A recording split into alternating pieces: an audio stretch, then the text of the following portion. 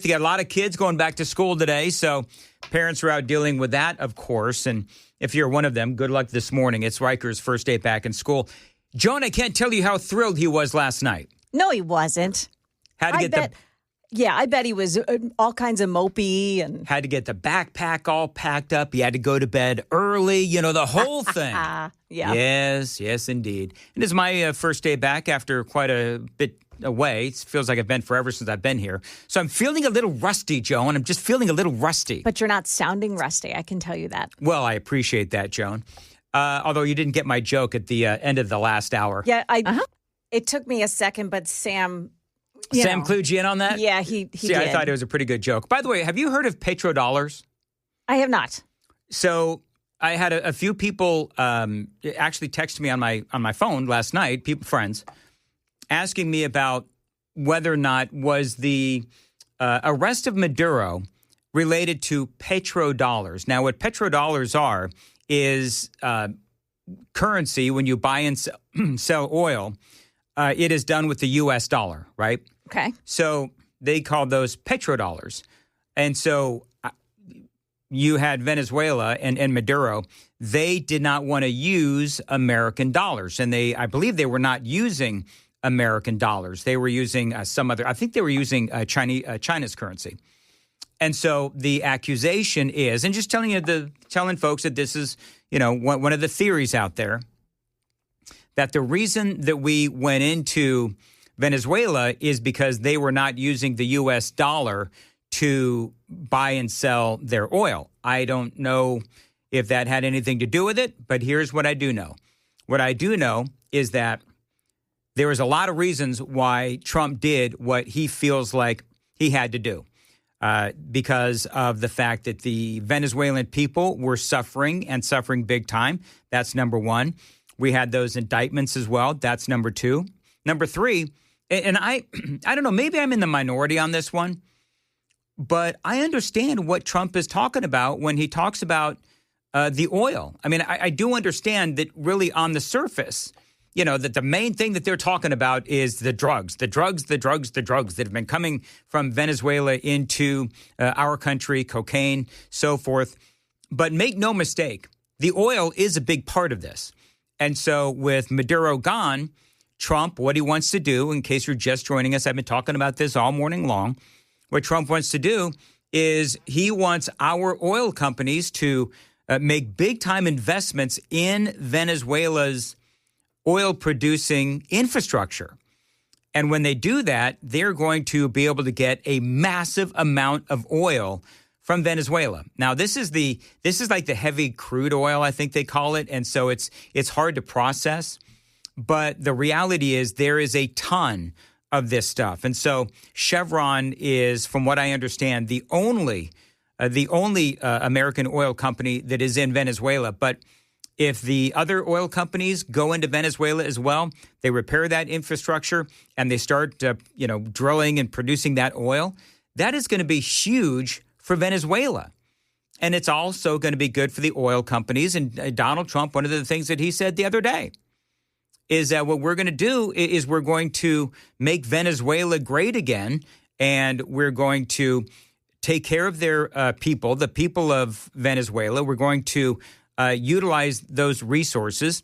And we're going to make, our hemisphere, we're going to make our hemisphere safer and more successful financially. And the big problem that Trump has, I believe this is, again, multifaceted, is that Venezuela has been playing footsie with China and Iran and Russia as well. And Trump doesn't like that.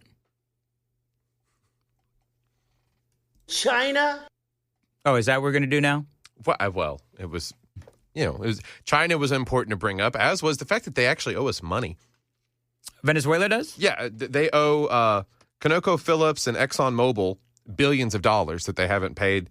Estimates suggest Venezuela owes between 20 and 30 billion in total court order damages for various expropriated claims. Oh, okay. All right, very good. They just seize stuff from companies. Well, then they're just going to jump right in there and get their money back. I mean, Exactly. Trump talked about reimbursing the oil companies.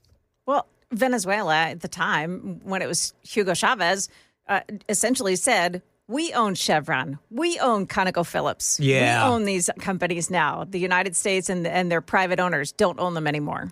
So you want to hear this Marco Rubio audio with George Stephanopoulos? Yes, please. So Rubio, he was all over the place over the weekend, and he didn't come to mess around, and so he and George Stephanopoulos just went after it. President Trump was pretty clear yesterday. He said the United States is going to run Venezuela. Under what legal authority? Well, first of all, what's going to happen here is that we have a quarantine on their oil. That means their economy will not be able to move forward until the conditions that are in the national interest of the United States and the interest of the Venezuelan people are met.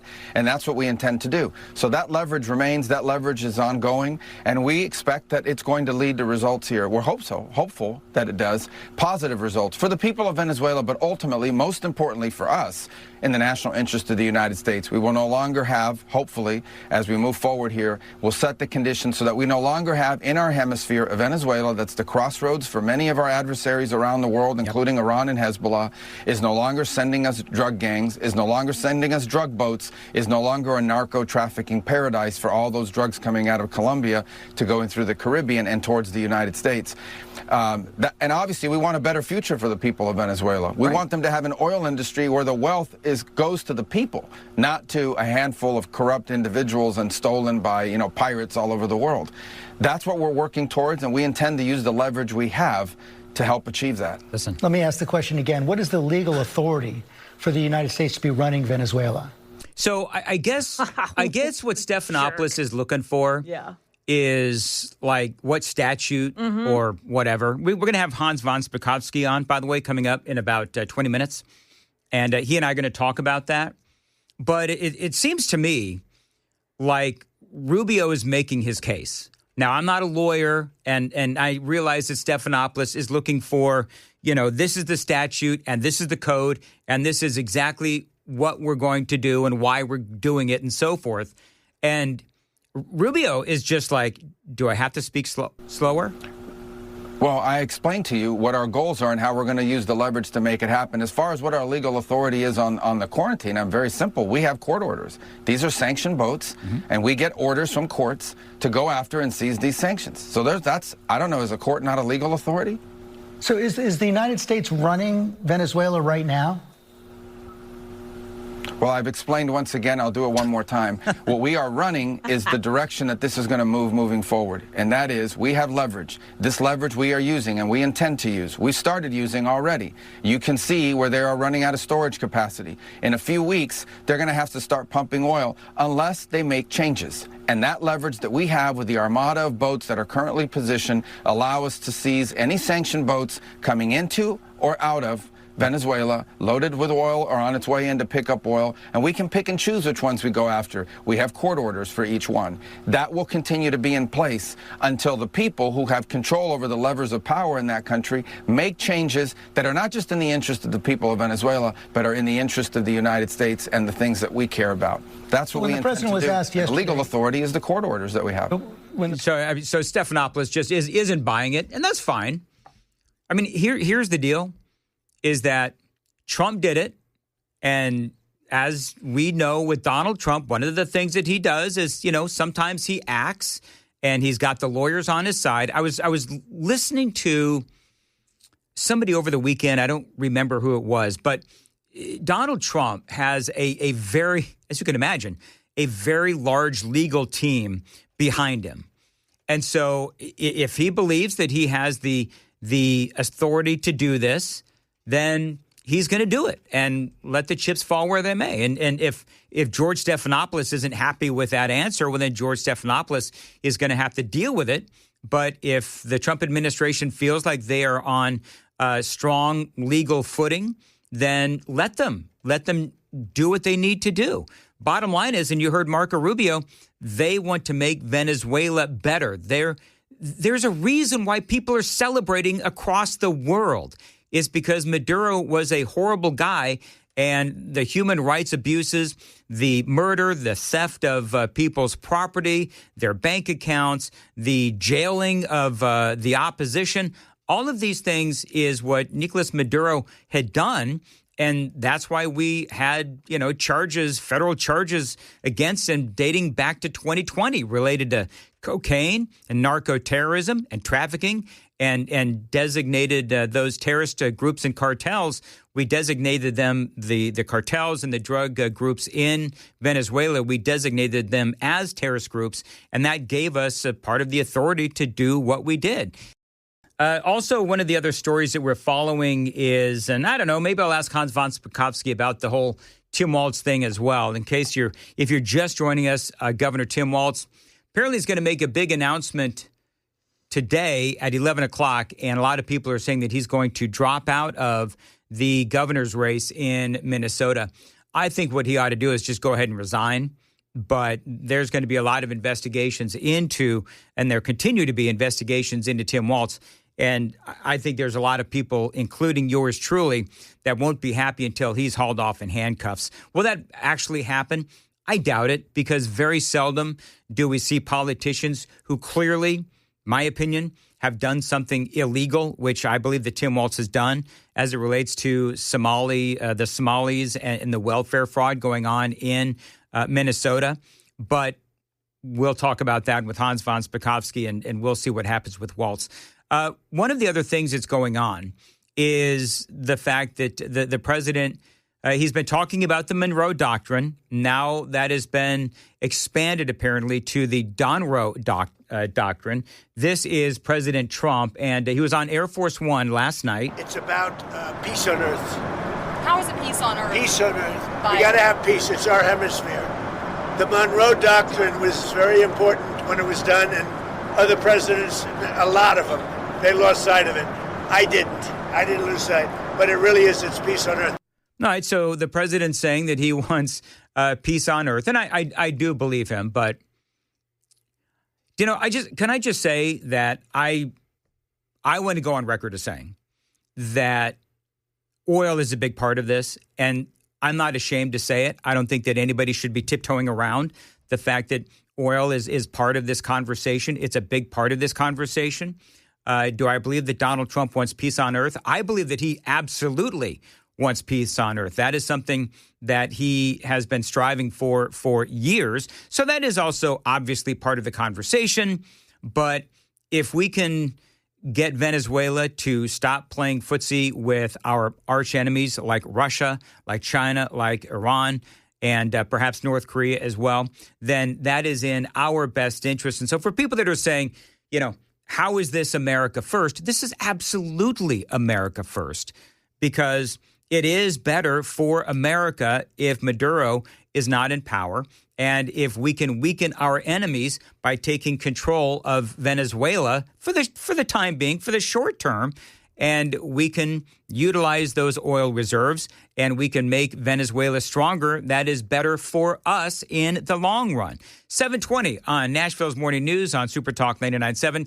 Coming up, we're going to talk a little bit about the Monroe Doctrine and now the Donroe Doctrine, as in Donald Trump Doctrine. A lot of people checking in on the Super Text line, 615-737-9986. One guy said, not hearing much talk about the stolen election in Venezuela, 2024. So you had Nicolas Maduro, of course. He was looking for a third term. To me, the most important thing of this whole story, there's a couple of things. Joe Biden had implemented, actually, it was Donald Trump who implemented some sanctions against Maduro during his presidency. Biden came in and Maduro said, I promise you, this is the weakness of Joe Biden. Maduro goes to Biden and he says, I promise we'll have free and fair elections in 2024. Biden eased the sanctions against Maduro that I believe it was Trump that placed on him. And Maduro, for a couple of years, had, eased sanctions. And then they go into 2024. And Maduro, in that election, actually lost, but he wouldn't give up power. And so that's why you have a lot of people saying that in Venezuela, he is not the true leader, because the true leader was actually the opposition candidate. And so you had Edmundo Gonzalez Urrutia. Ureta. I'm not sure if that's how you say his name, but that guy is the one that actually won the election. You also have the Nobel Peace Prize winner, Maria Corina Machado. And she is also part of the mix. And a lot of people are asking, why is she not in charge? Now, obviously, and I've mentioned this a couple of times during the show, you had Maduro, who had a couple of years of eased sanctions, and he didn't. And I remember at the time talking about this, and I said, why in the world is Biden making it easier again for one of our enemies, again, Maduro? Why is he making the lives of one of our enemies easier by easing those sanctions, just like he did with Iran? And Maduro was stronger coming into that election because of those eased sanctions. And then he didn't follow through on the free and fair elections. He lost the election, yet he stayed in power. So that is also part of, where, of course, Biden plays into this whole thing. And, his fingerprints are all over the corruption of Nicolas Maduro and the fact that, weakness breeds corruption. And that is exactly what we saw in Venezuela. So Donald Trump, peace through strength. That's a big part of this conversation as well.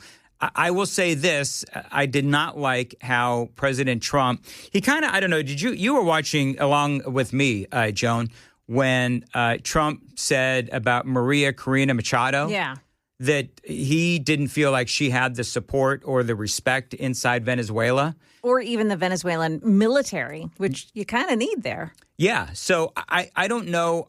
I thought that was a misplay on Trump's part. I'm just going to say, because he could have said that a nicer way. Basically, he dismissed Maria Corina Machado. And I think that she is an advocate of Donald Trump's. She's very happy for what he did. She is an opposition leader there in Venezuela. And so hopefully there is a place for her somewhere because she is very popular in Venezuela. So there's a lot to work out. Right now, you've got Maduro's vice president, apparently, who is in charge of the country. And there's been some back and forth about, whether or not he's going to play nice with the Trump administration. But as President Trump said a couple of different times, there may be, could be, might be a second wave if we need to. And that was obviously a message to the remnants of Maduro's administration because they're all still there and in power. So there's going to be some sort of a transition that they're going to have to do in Venezuela as well. They're all working that out now. We've got Maduro and his wife. They are now, I guess they've arrived at the New York City court for their arraignment. Joan, I'm off my game today. Oh, really? Well, number one, I botched the Busy Bee spot. But number two, there's a make good coming. There's a make good coming. Don't worry, guys. There's a make good coming. But number two, we should have done a Daily Dan poll.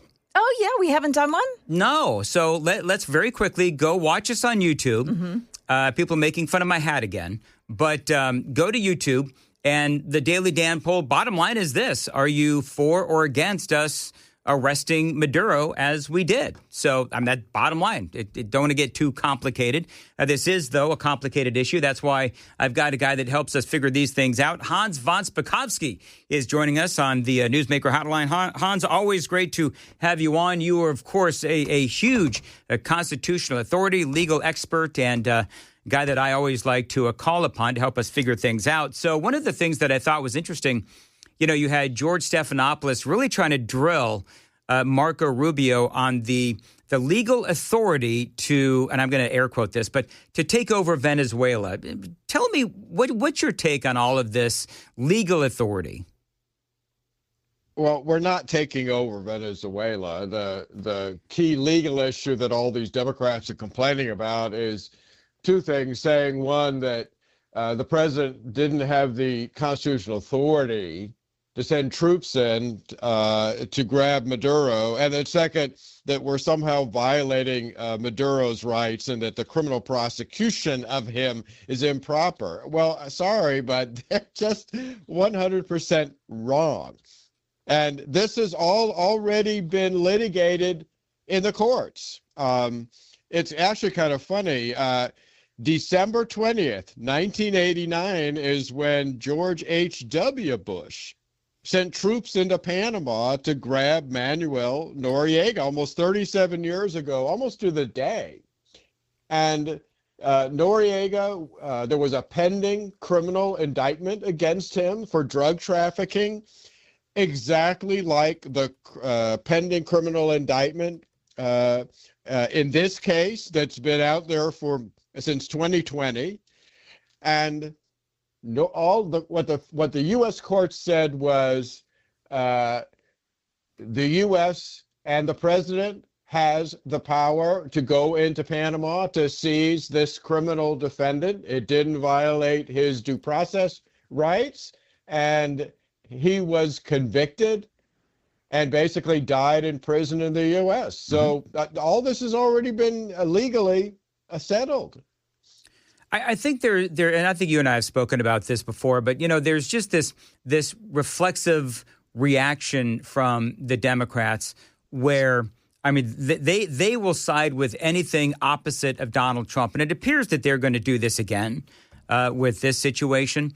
We are seeing celebrations in Venezuela. We're seeing celebrations amongst the Venezuelan community here in America as well. You're right, though. It does seem like this has already been litigated, not to mention the fact that, and I was talking about this before the break, but, we've had sanctions against this guy for quite some time, and Joe Biden came in and he eased up the sanctions so that there would be free and fair elections in Venezuela. And Maduro didn't keep up his end of the bargain. And so there's a lot of reasons why we did what we did. Well, yeah, but folks should pull up. They can Google it and find it. Read the criminal indictment of this guy. He was the head of what's called the Cartel of the Suns. Yes. A Venezuelan drug trafficking cartel that was exporting, I think the estimates are between 200 and 250 tons of cocaine per year, shipping it to the U.S. He was getting a lot of it from FARC, the communist Marxist guerrilla outfit in Colombia. And what else was he doing? Supplying them with military-grade weapons. He is an evil, dirty guy. And any Democrat out there defending him, they have something wrong with them.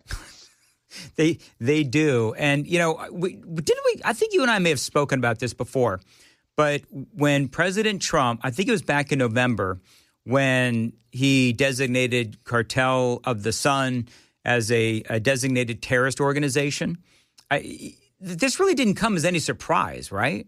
No. Even the UN has basically recognized that Maduro is part of a narco-terrorist organization. And again, anyone who, it's not just the Noriega case that raised all these issues and threw them out, but look, back in 1992, the U.S. Supreme Court issued a decision in a case in which U.S. government agents went into Mexico secretly and grabbed a drug cartel member there who had kidnapped and killed an American DEA agent. What did the U.S. Supreme Court say? There was absolutely nothing illegal about the federal government doing that. So again, anyone who claims there's some kind of illegality going on here is just wrong. One of the things that I found interesting about this whole thing is the discussion of the Monroe Doctrine. So, yeah, you're the legal expert, so I'll let you explain it. But it looks like what President Trump is doing is it's his own slant on the Monroe Doctrine, calling it, I guess, the Donroe Doctrine. But talk about your take on that. Well, James Monroe put in a policy that he said that the United States was not going to allow foreign powers. He in particular was at that time thinking about European powers interfering in North and South America. Here, not only was the head of Venezuela basically a combination terrorist and drug dealer, but he was paying the Cuban government with oil shipments to apparently supply him with 15,000 Cuban troops, basically a mercenary force to suppress, kill, torture, and arrest anyone in Venezuela who was opposed to him. And again, I'm just astonished at anyone who thinks that there was something wrong with doing all of this. He's now going to face trial in New York, where that criminal indictment's been pending for more than 5 years. And thank goodness the suppressed citizens of Venezuela, I mean, as you said, they're celebrating in the streets that this horrible dictator is gone. Not helping matters any, just from a geopolitical standpoint, is the fact that, I'm calling it playing footsie with our enemies, but ultimately they're working with China, working with Russia, right, and Iran as well. And so, with us working within Venezuela to make Venezuela a stronger nation by fixing their infrastructure so that they can, get more oil out of the ground. I mean, the opportunity in Venezuela seems to be huge because with Maduro out of the way, you've got Chevron and other oil companies as well that can go in there and start drilling for that oil. And that's going to make Venezuela stronger and more of an ally to us because now they're going to see riches that they haven't known in years, I assume. Well, yeah, Venezuela used to have one of the highest standards of living in the Americas, in the South Americas, and Maduro turned the country into an economic basket case because he was so corrupt. So again, all of this is not only good for the United States, but it's good for the people of that country. And again, I think any American who sides with Maduro needs to get their head examined. Again, I would urge people, read the criminal indictment of this evil dictator, and you'll see the kind of horrible things that he's been doing. Well, one of the things, and Iran has a lot of problems right now. You've got the people rising up against the government. So this comes, Iran is already crippled. They've got a lot going on there right now. I thought it was interesting. China was in Venezuela when this whole thing happened. I guess they just had a meeting or getting ready to have more meetings, whatever it was. But China was there. This is a big meeting. This is a big message to our adversaries like China, North Korea, Iran, as well as Russia. Yeah, and particularly, folks, remember, again, Venezuela and Maduro have been producing huge amounts of cocaine, frankly, in an effort to flood the United States with that drug. China has been doing the same thing with fentanyl. Yep. But, fentanyl is one of the biggest killers. Something like 90% of the chemicals produced that you need to make fentanyl, all are made where? China. And what does China do with them? They ship them to Mexico. They ship them and sell them to the big drug cartels in Mexico. The only purpose of that is to flood the United States with that poisonous drug. So it's no surprise that the Chinese are also in Venezuela, who's basically engaged in the same kind of activities. And so this is, a big blow to them, too. I'm not sure. Moving on to, well, let me ask you one more question. Do you have any just general predictions as to what's going to happen in Venezuela? Right now, we've got the remnants of the Maduro administration sort of running things, and we'll see how that goes. Do you have any predictions as to how this is going to turn out in the long run? Because oftentimes in the first couple of days of this kind of a thing happening, you look at the celebrations, but then, stuff starts to unravel. So we don't really know if these kinds of operations have legs long term. Do you have any predictions as to what's going to happen?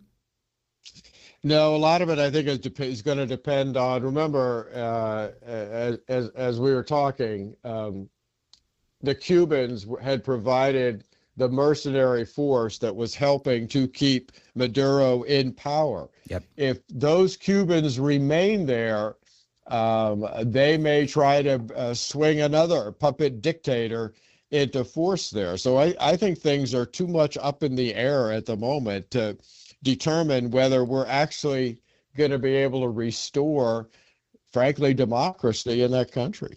You know what? That military operation that we executed was amazing. So hopefully, and Trump talked about a second wave. He made mention of it a number of different times.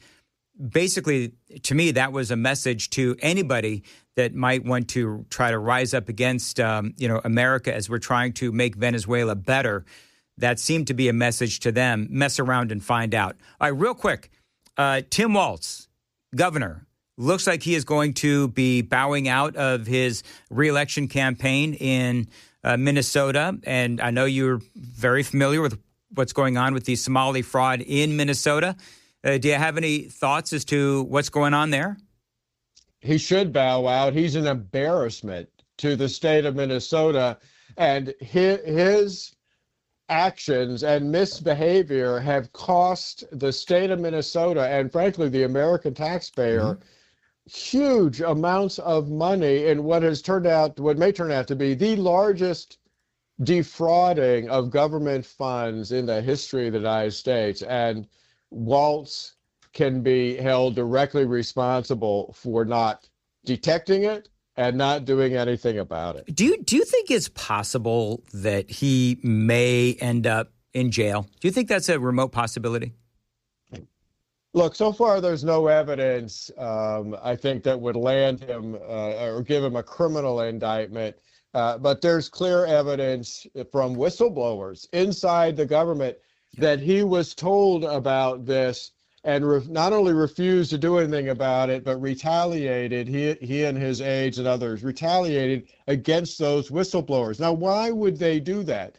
One, because it would be a political embarrassment if it became public, but two, because the Somali community has become a huge voting bloc inside that state. Yep.